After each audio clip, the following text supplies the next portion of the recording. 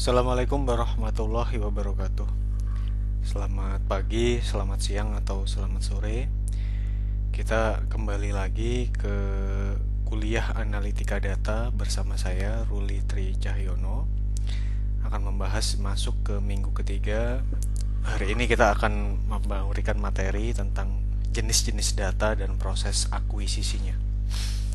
Oke, di sini Anda sudah diberikan ya. Yang pertama tentu saja kita sudah membahas masalah pengantar.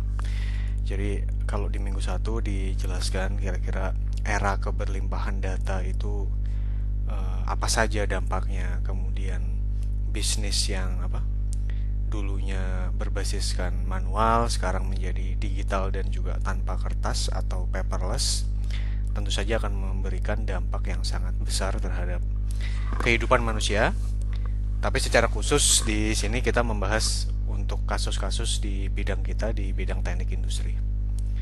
Nah, kemudian di minggu yang kedua Anda diberikan konsep yang sangat penting, yaitu masalah analitika data ditinjau dari sisi konteks bisnisnya. Jadi, seringkali mahasiswa terjebak di sini.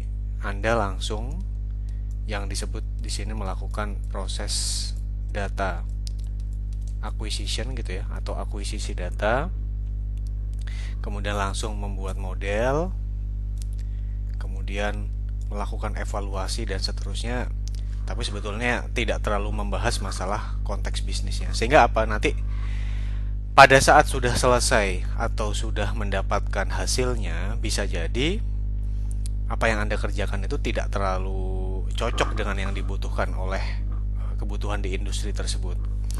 Dalam hal ini kan setiap hal yang kita lakukan di dalam teknik industri kerangkanya kan selalu dalam problem solving ya. Makanya biasanya kita melakukan desain. Nah, kalau desain Anda tersebut tidak terlalu bermanfaat, tentu menjadi cukup disayangkan, karena bisa dibilang Anda sudah membuang-buang waktu, membuang-buang resource, sumber daya, tenaga, dan seterusnya.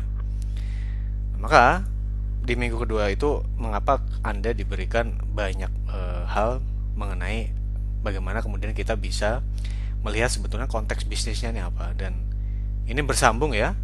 Tadi di tugas yang kedua Anda sudah diminta untuk mendefinisikan task gitu ya, atau kapabilitas dari analitika data yang dilakukan itu apa saja.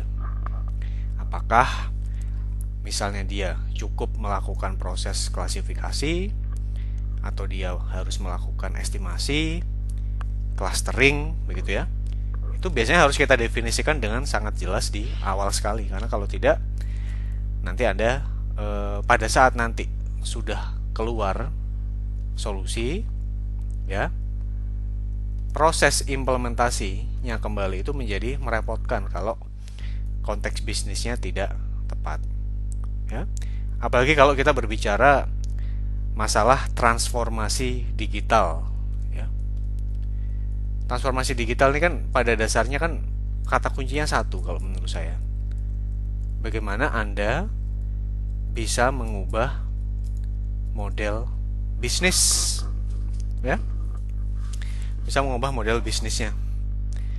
Kalau kita ingin mengubah model bisnis, maka sudah pasti di tahap yang paling awal sekali konteks bisnisnya apa itu harus kita ketahui dengan jelas.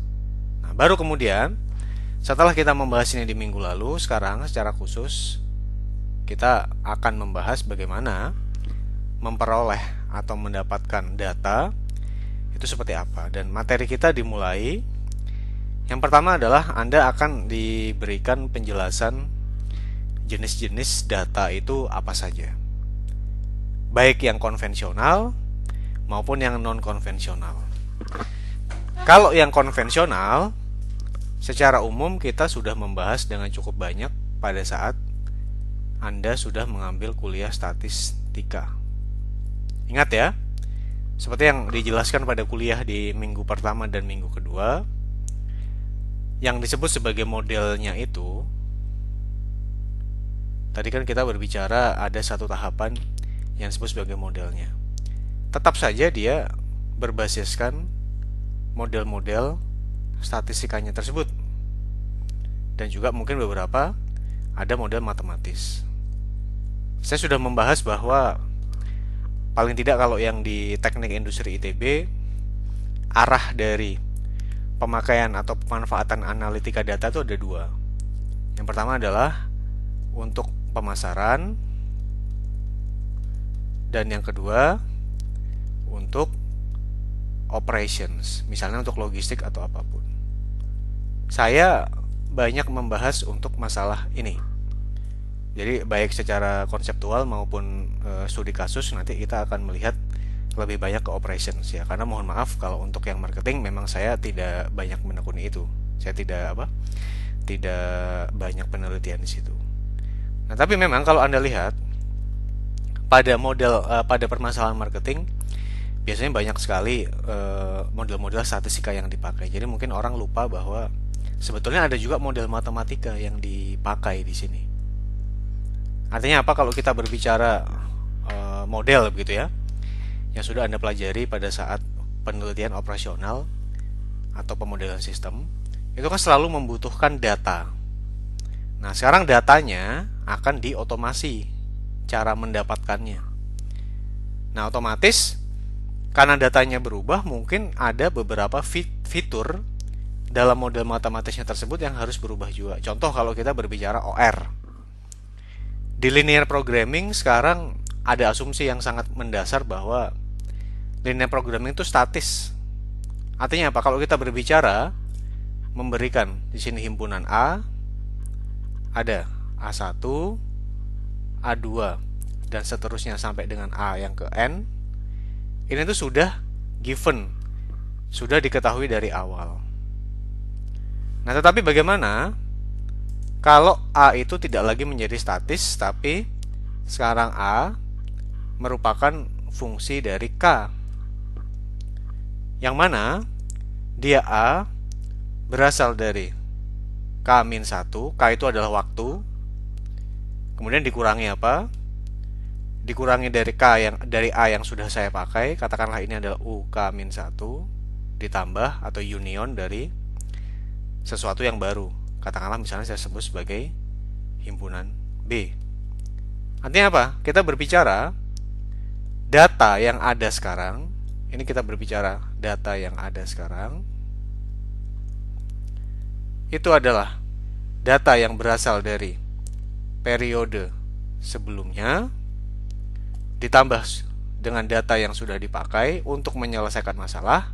Kan kita berbicara konteksnya dalam proses pemodelan untuk masalah operasi. Ditambah data yang baru muncul. Ini adalah data baru.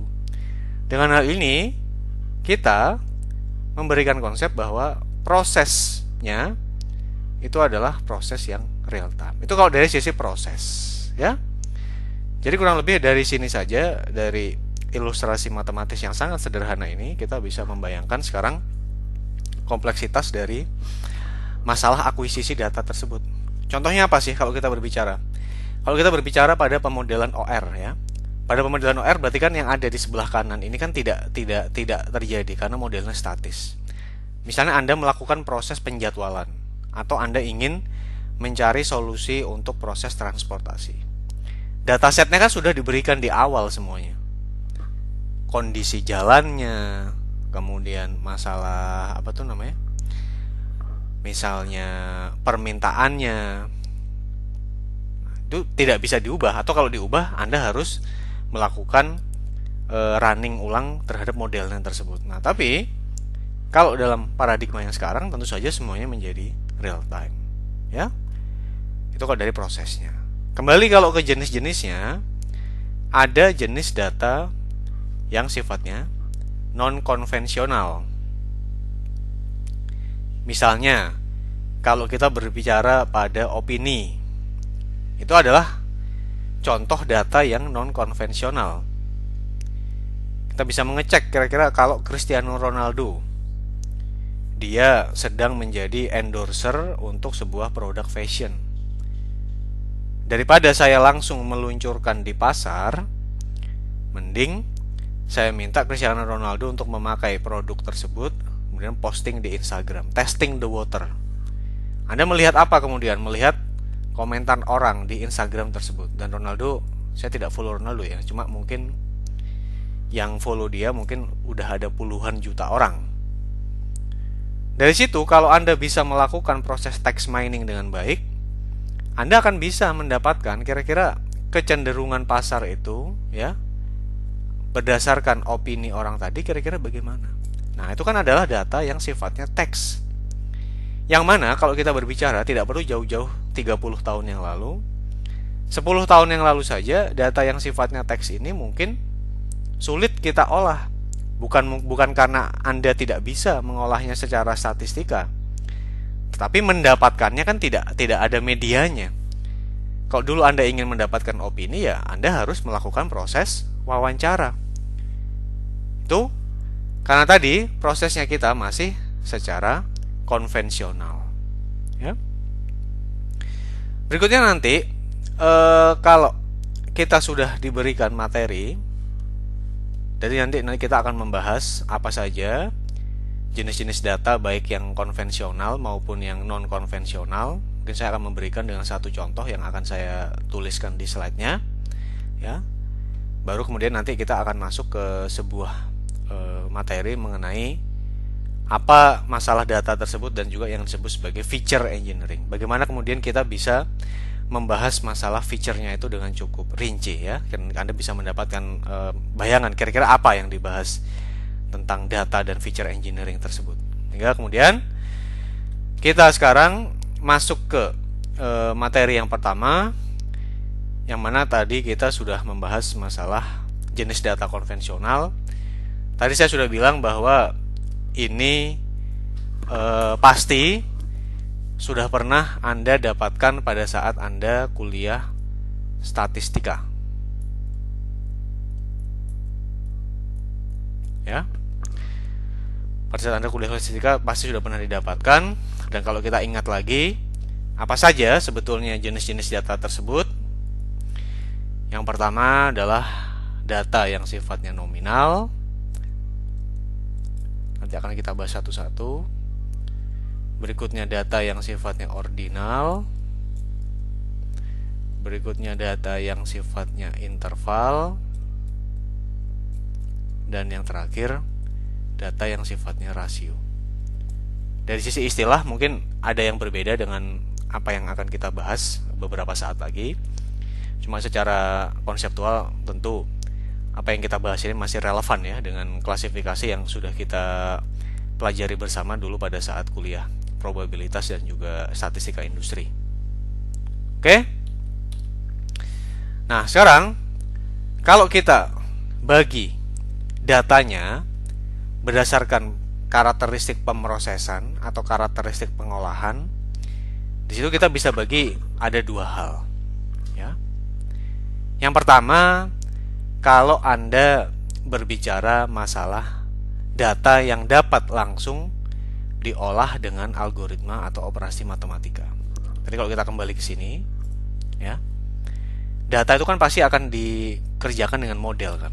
Entah modelnya itu tadi berbasiskan statistika atau katakanlah berbasiskan kalau saya ambil untuk permasalahan operations ya, misalnya logistik, model yang banyak dipakai itu kan misalnya model-model dari operation research, ya.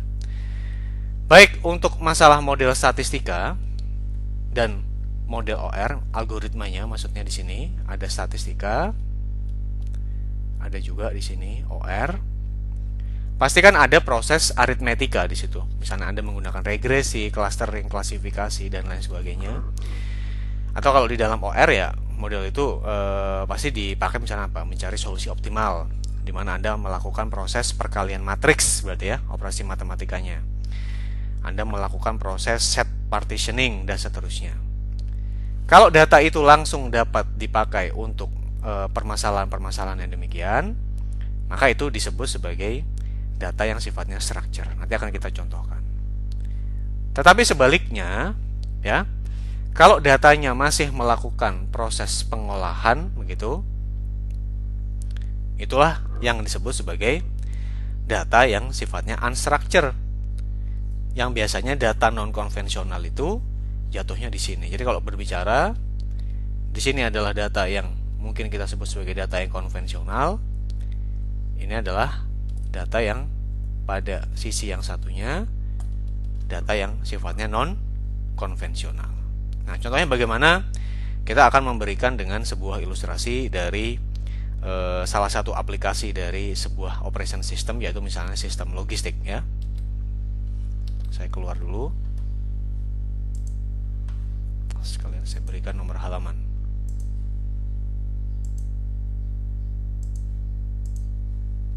Oke. Sekarang saya membuat halaman kosong. Sekarang kita slide show.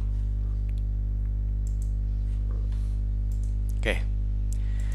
Ya, kita akan lihat bagaimana dalam sebuah sistem yang sama, dalam sebuah organisasi yang sama, data itu ternyata ada beberapa jenisnya. Kalau kita berbicara sebuah sistem logistik, intisarinya kan adalah bagaimana Anda bisa mengalirkan barang ke konsumen dari di sini Anda produsen. Katakanlah produsennya itu levelnya Anda pabrikan, ya. Ini produsen. Kemudian tentu saja membeli langsung dari produsen itu menjadi tidak efisien karena Anda kan harus menyediakan fasilitas produksi di setiap tempat yang berdekatan dengan konsumen. Tentu saja itu tidak baik secara biaya.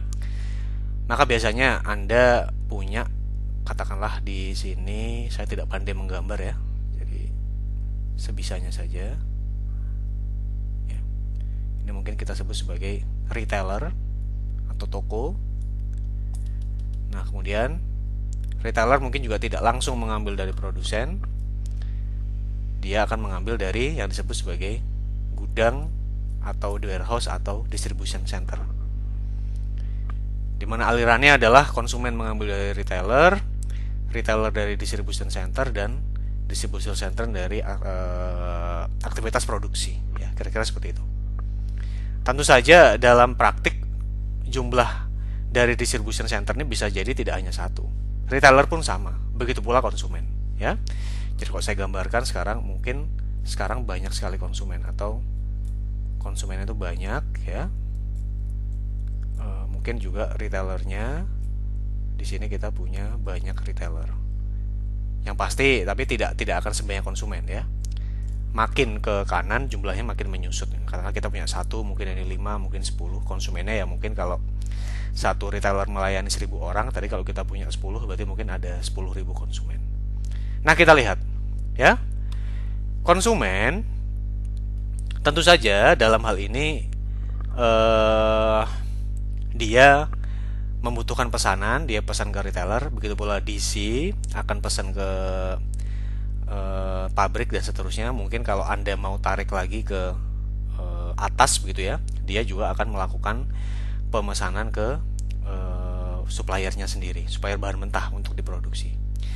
Nah, mengenai aliran dari demand sampai ke supply-nya tersebut, itu Anda sudah pernah belajar kalau dalam sistem logistik disebut sebagai perencanaan operasi logistik, yang mana kita menggunakan dua tools yang sangat terkenal, yaitu Distribution Requirement Planning dan Material Requirement Planning. DRP kita pakai untuk menarik dari retailer sampai ke produsen, kemudian MRP kita pakai untuk mendorong ya dari supplier ke produksi. Nah, untuk data yang seperti ini tentu saja sifatnya sangat jelas ya. Bisa langsung diolah.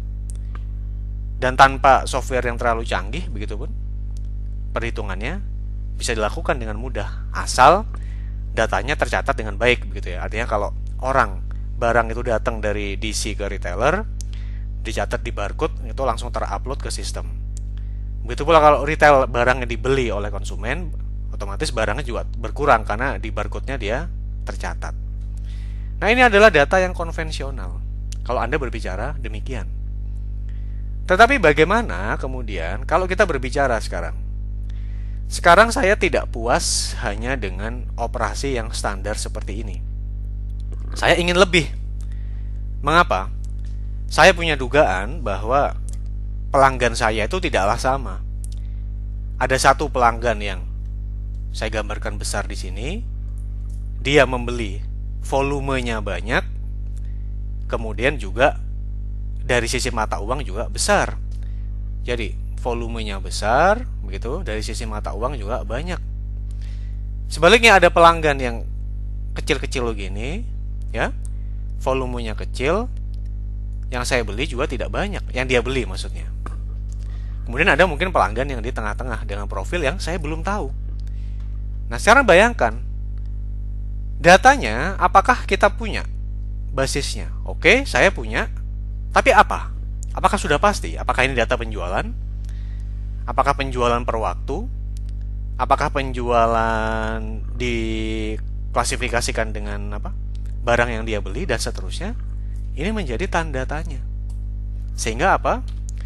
Di sini Anda punya datanya, tetapi dia tidak dapat langsung diproses menggunakan algoritma tersebut. Masih harus Anda pilah-pilah. Masih harus Anda kelompokkan. Masih harus Anda strukturkan, normalisasi, dan seterusnya. Sehingga mungkin saya bisa melakukan pengelompokan seperti ini. Sehingga tujuan Anda tadi, di mana saya ingin membuat strategi penjualan yang berbeda-beda untuk setiap kelompok konsumen, itu bisa menjadi terpenuhi. Ya.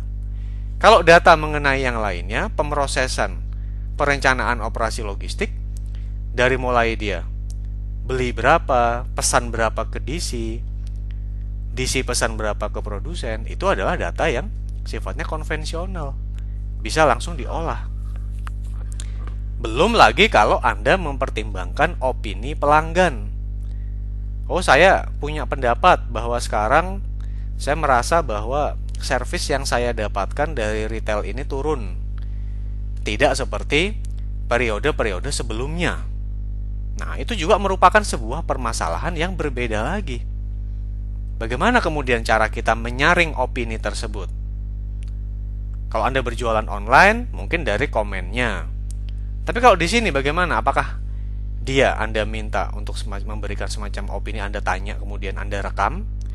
Tentu saja itu berdasarkan persetujuan dia. Dan kalau kita berbicara rekaman, berarti audio itu juga termasuk sebuah data yang bisa kemudian kita olah sesuai tujuan kita tersebut. Ya.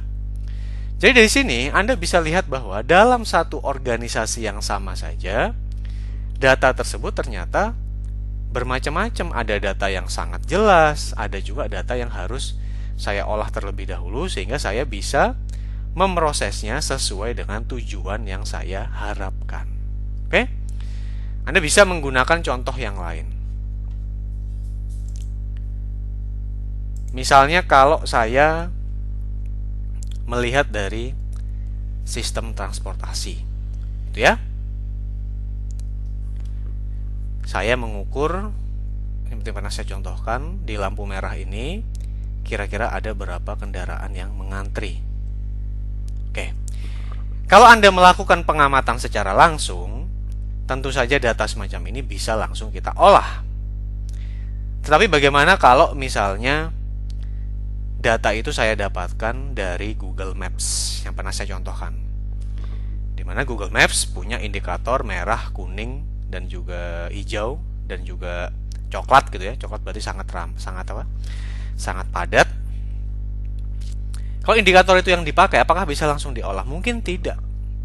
Karena kita harus tahu dulu itu datanya sumbernya dari mana. Oh, ternyata sumbernya kemungkinan besar kalau yang saya pelajari dia berasal dari pemakaian telepon seluler orang yang sedang berada di ruas jalan tersebut.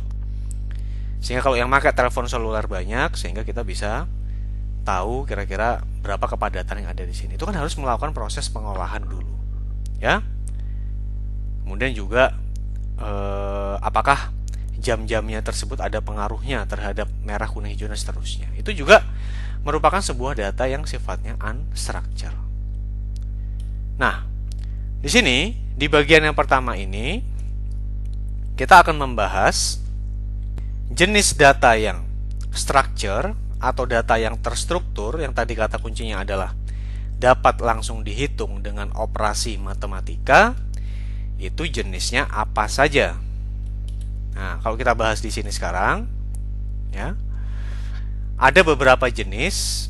Tadi saya menyampaikan bahwa contoh yang pertama itu sudah Anda pelajari pada saat dulu Anda belajar masalah statistika industri.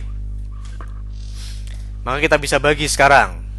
Yang pertama adalah data yang sifatnya nominal. Nominal kita bisa bagi ke dalam kelompok. Misalnya kalau kita berbicara masalah suku, Jawa, Sunda, Madura, Bugis, Aceh, Minangkabau, Melayu, ya. Kemudian suku Komering yang di Sumatera Selatan sana. Yang assignmentnya hanya arbitrary. Kalau saya melakukan assignment di sini, ini adalah Jawa, ini adalah Sunda, ini adalah Madura, ya. Saya berikan angka 1, 2, 3. Ya, itu bukan berarti Jawa lebih duluan daripada Sunda, lebih dulu daripada Madura. Tidak. Saya melakukannya secara arbitrary atau secara sembarang saja atau bebas. Suka-suka yang melakukan penelitian.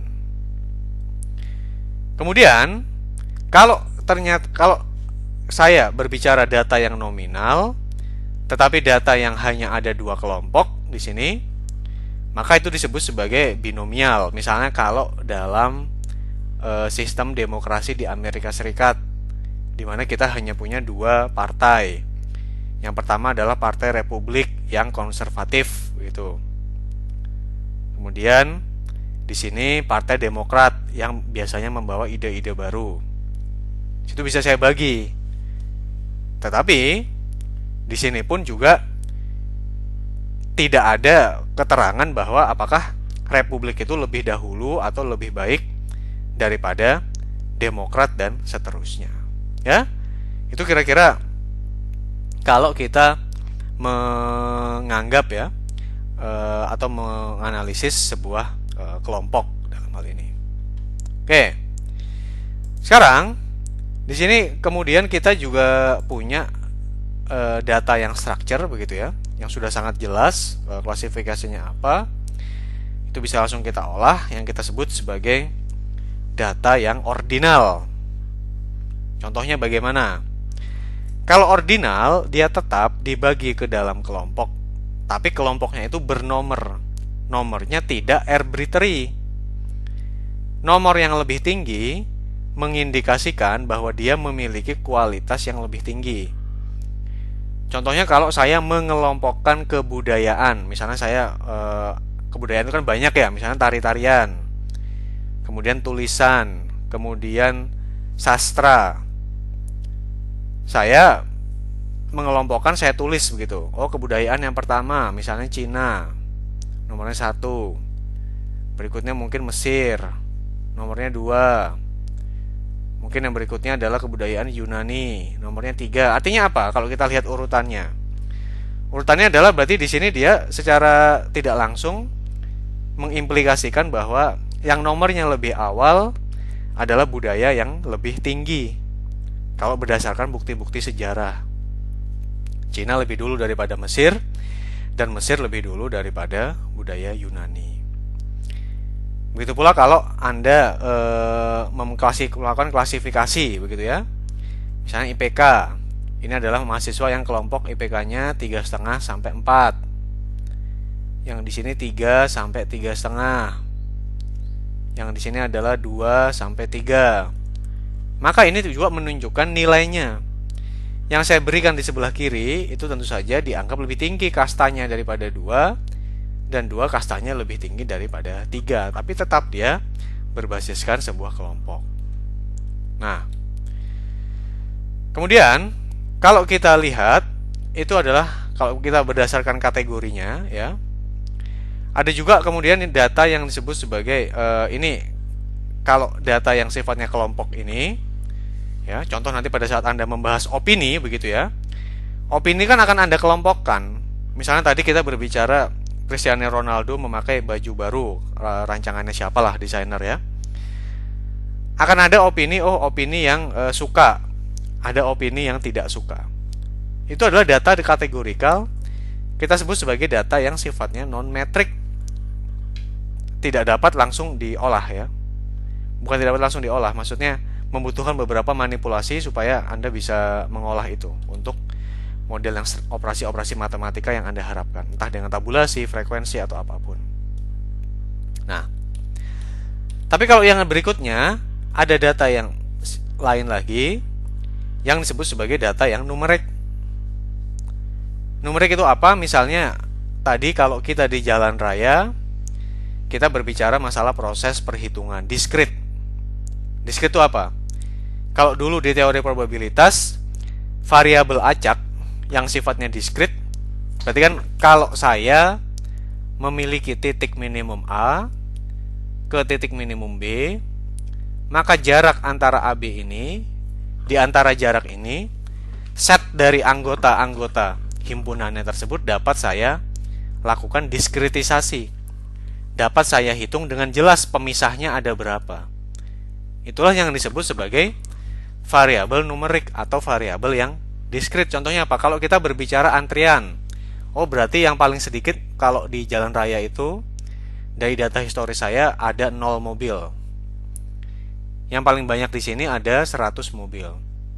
Di antara 0 dan 100 jelas 1 mobil, 2 mobil, 3 mobil, 4 mobil, dan seterusnya sampai dengan 0 sampai dengan 100 mobil. Berbeda kalau misalnya dengan data yang kontinu. Secara matematis tentu saja kalau kontinu, di antara dua titik ini jumlahnya adalah tak hingga. Oke? Bagaimana kemudian kalau dengan data yang interval? Kalau dengan data yang interval, kita tadi tidak berbicara masalah jumlah kendaraan gitu. Misalnya tadi kita berbicara masalah waktu yang dihabiskan dari sebuah titik gitu ya, di lampu merah, dari titik ini, dari titik yang saya beri tanda warna X ini. Nah, waktunya juga sama, waktunya dari katakanlah 2 detik sampai 300 detik ya.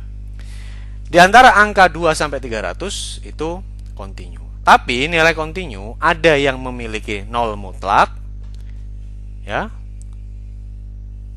Contohnya waktu. Waktu kan pasti minimal sama dengan 0 nilainya tersebut. Ada juga yang tidak memiliki 0 mutlak. Sehingga di sini dia tidak memiliki arti rasio dari waktunya tersebut. Yang tidak memiliki 0 mutlak itu misalnya kalau Anda berbicara masalah suhu dan suhunya itu dalam Kelvin. Kelvin kan tidak punya 0 mutlak, berbeda kalau misalnya kita berbicara masalah Celsius ya, atau tinggi badan atau apapun. Nah, begitu juga tadi yang data saya sampaikan, ada klasifikasi yang lain, misalnya datanya berupa waktu. Ya, kalau dari waktu, dia dapat diukur berdasarkan garis waktunya yang ada.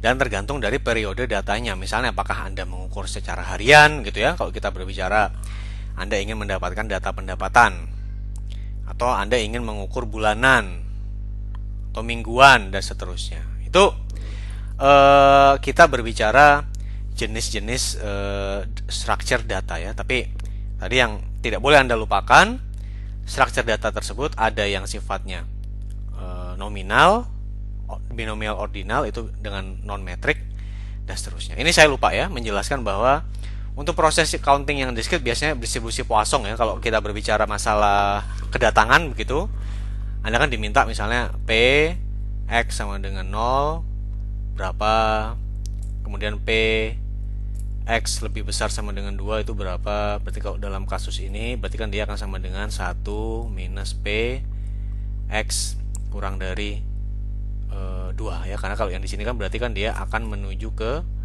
tak hingga. Oke.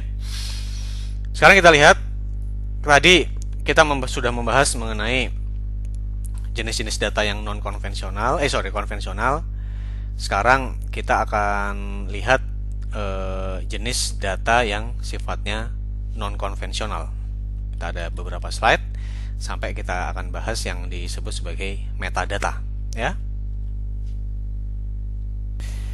Kita masuk ke jenis-jenis data non konvensional sesuai dengan pembahasan kita tadi. Berarti dia merupakan data yang tidak dapat langsung diolah, ya. Anda harus melakukan beberapa manipulasi dulu sehingga dia bisa dimanfaatkan untuk tujuan Anda tersebut. Oke. Nah, sifatnya apa? Yang paling banyak dibahas oleh beberapa ahli terkait dengan data non konvensional ini adalah masalah teks, ya, opini. Kenapa? Karena zaman sekarang kan opini tersebut bisa diperoleh dengan abundant gitu, ya, atau berlimpah. Berbeda dengan dulu. Kalau dulu kan mendapatkan sebuah opini ya susah. Anda harus melakukan wawancara, Anda harus menyebarkan angket itu kuesioner, kemudian apapun gitu, ya. Nah, di sini dari mana orang mendapatkan opini? Contohnya apa? Misalnya kalau Anda masuk ke beberapa situs e-commerce, ya, apapun, Bukalapak, Tokopedia, kemudian blibli.com. Setiap produk itu kan ada reviewnya. Dan sekarang seperti yang saya bilang bahwa model pengambilan keputusan itu sendiri dibuat oleh manusia. Nah, maka coba kita sebagai manusia berpikir bagaimana proses pengambilan keputusan kita kalau Anda mau membeli sesuatu. Contoh, kemarin saya mau membeli speedometer untuk sepeda. Saya masuk ke sebuah produk begitu, ya. Misalnya kalau saya lihat di sini, oke, saya jelaskan saja. Karena kalau masuk ke speedometer produk tersebut, kemudian kita lihat untuk benar-benar meyakinkan bahwa produk tersebut memang sesuai dengan yang saya harapkan. Kalau saya biasanya akan melakukan proses review secara ringkas pendapat orang akan produk yang akan saya beli itu seperti apa. Kalau oke, saya lanjutkan membeli produk tersebut. Kalau tidak, ya saya stop. Nah, itu kira-kira kalau kita berbicara masalah teks. Begitu pula masalah chat gitu, ya. Bagaimana chat tersebut bisa kita ambil sehingga bisa membentuk opini orang. Tetapi di dalam masalah operations pun, masalah text mining ini biasanya banyak kita temui. Contoh yang pernah saya kerjakan, yang pernah ilustrasinya saya berikan pada saat di slide kuliah minggu pertama, dimana di situ ada kode barang, ya. Kode kan tidak ada ketentuan kode itu harus selalu bersifat numerik. Bisa saja kodenya depannya teks dulu, katakanlah ABC 123. Nah, kalau beberapa prosesnya tidak standar, ya.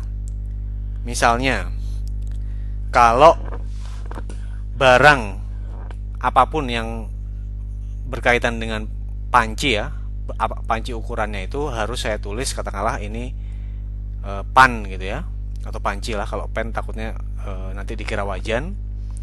Panci, kemudian kita baru bisa bilang kodenya 0123, ya. Tapi ternyata ini masih masih cukup manual perusahaannya. Jadi Anda tidak langsung melakukan input data secara otomatis, tapi harus ada input sendiri. Sehingga operatornya ternyata mungkin keselip gitu, kurang satu gitu, punch gitu, 0123. Dan ini saya alami sendiri. Artinya apa? Yang masuk ke kategori ini menjadi tidak bisa diklasifikasikan. Dia tidak masuk kemana-mana. Dia tidak masuk ke panci, tidak juga masuk ke wajan gitu misalnya.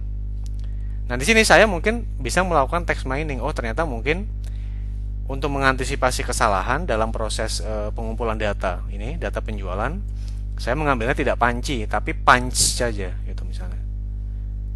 Atau mungkin saya ambil pan dulu, dari pan nanti saya lihat lagi kira-kira seperti itu, ya. Jadi masalah text mining itu sekarang menjadi masalah yang prevalen, ya, atau masalah yang lumrah sekali atau lazim sekali ditemui di kehidupan sehari-hari. Begitu pula image. Ada beberapa makalah tentang transportasi yang membahas masalah bagaimana kemudian kita bisa melihat kemacetan berdasarkan image atau gambar. Misalnya kalau Anda memasang CCTV di beberapa perempatan jalan, Di situ terlihat kira-kira perkembangan dari kemacetannya bakal sudah seperti apa. Ya, apakah makin memburuk atau makin jelek? Tetapi tadi kalau sekarang CCTV begitu ya, CCTV yang ada di sini, ya, katakanlah ini kalau kita berbicara Bandara Soekarno-Hatta yang saya tahu, ya, yang pernah saya kerjakan mengenai Smart Airport, gitu ya. Apakah dia sudah melakukan proses analisis gambar? Ya, sudah. Dia menganalisis misalnya di Terminal 1, Terminal 2, Terminal 3, gambar penumpangnya itu bergeraknya seperti apa saja. Tetapi yang melakukan keputusan masih manual berupa orang. Dia tidak dapat menyimpulkan secara langsung kira-kira kalau T1 gambarnya sekian artinya itu apa? Sibuk gitu ya. Kalau sibuk berarti kan saya meminta taksi untuk menuju ke situ supaya lebih banyak, supaya orang tidak menunggu lama. Ya. Nah, sekarang kalau dengan analitika data bagaimana kemudian kita bisa melakukan analisis dari gambar tersebut, tetapi keputusannya dilakukan secara otomatis oleh model kita yang sudah diintegrasikan dalam sebuah sistem. Kemudian kita bisa juga ada data unstructured itu misalnya audio, gitu ya, musik. Ya. Bagaimana kalau sebuah pola tertentu ada maknanya atau tidak? Nah, ini tadi saya bilang gambar bergerak begitu ya. Contohnya yang nggak ada di sini.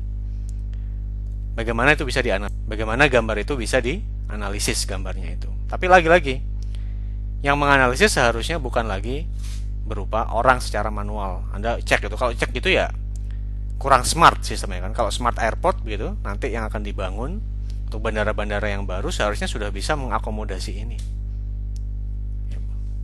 Oke. Kalau kita bagi kemudian data berdasarkan abstraksinya tersebut, sekarang kita lihat ya. Di sini orang bilang bahwa semakin besar ukuran data, ini Anda bisa melihat dari bukunya Berry dan Linov ya, salah satu textbook yang dipakai di kuliah ini. Semakin besar ukuran data, maka tingkat abstraksinya seharusnya juga semakin tinggi. Apa maksudnya? Ya, kalau kita lihat ya, semakin besar ukuran data, maksudnya abstraksinya semakin rendah. Saya salah membaca grafiknya. Contohnya kalau data yang bersifat operasional, begitu ya. Data operasional kan abstraksinya tidak terlalu tinggi dalam hal ini. Anda bisa melakukan, gitu ya. Anda bisa melakukan pengecekan, begitu ya. Contoh tadi kalau kita berbicara pada sistem logistik, gitu. Data yang operasional ya bisa kita langsung olah, bisa langsung kita analisis dengan sangat gamblang dalam hal ini. Nah, tapi kalau misalnya data tersebut sudah bersifat ringkasan saja, maka levelnya sudah naik abstraksinya. Kalau kita berbicara ringkasan dan data itu diambil untuk mengambil keputusan, maka persepsi dari pengambil keputusan yang satu dengan persepsi pengambil keputusan yang lain itu tentu saja sangat mungkin untuk berbeda-beda. Saya berpendapat bahwa kalau jumlah pekerja dikurangi, tidak apa-apa. Selama pekerja itu bisa dialihkan untuk yang lain, artinya kita menambah kapasitas produksi. Sehingga kalau saya sekarang punya satu pabrik, saya sekarang punya dua pabrik, sehingga pekerja yang dikurangi bisa bekerja di pabrik yang baru tersebut. Pabriknya tentu saja masih dalam satu organisasi ya, maksud saya. Tapi orang yang lain tidak berpendapat demikian. Dan itu sangat dimungkinkan perbedaan-perbedaan persepsi semacam itu. Karena tadi datanya diringkas, berarti ukuran datanya semakin kecil begitu. Nah, di sini datanya bukan lagi bersifat operasional, sudah merupakan data di level yang berbeda. Berikutnya, kalau sudah menjadi skema database yang baru lagi, tentu saja ini juga bisa menjadi yang berbeda. Metadata itu adalah data dari data, ya. Istilahnya adalah data dari data. Bagaimana orang melakukan pengelompokan tersebut, begitu. Ini juga merupakan sebuah hal yang berbeda yang nanti akan saya contohkan dengan kasus sederhana yang saya punyai dan juga beberapa kasus yang lebih kompleks. Ini akan kita bahas di segmen berikutnya. Apalagi kalau Anda berbicara masalah sudah mengambil hal-hal yang bersentuhan dengan keputusan bisnis. Tentu saja tingkat abstraksi yang diperlukan makin berbeda lagi. Maka kesimpulan dari gambar ini adalah inilah pentingnya kita tetap mengembalikan segala sesuatu yang terkait dengan perancangan di bidang analitika data ini ke dalam konteks bisnisnya. Supaya Anda mengerti tujuannya itu sebetulnya adalah untuk apa. Ya. Baik, saya rasa untuk segmen 1 saya akhiri. Selanjutnya kita akan masuk ke masalah data dan juga feature engineering.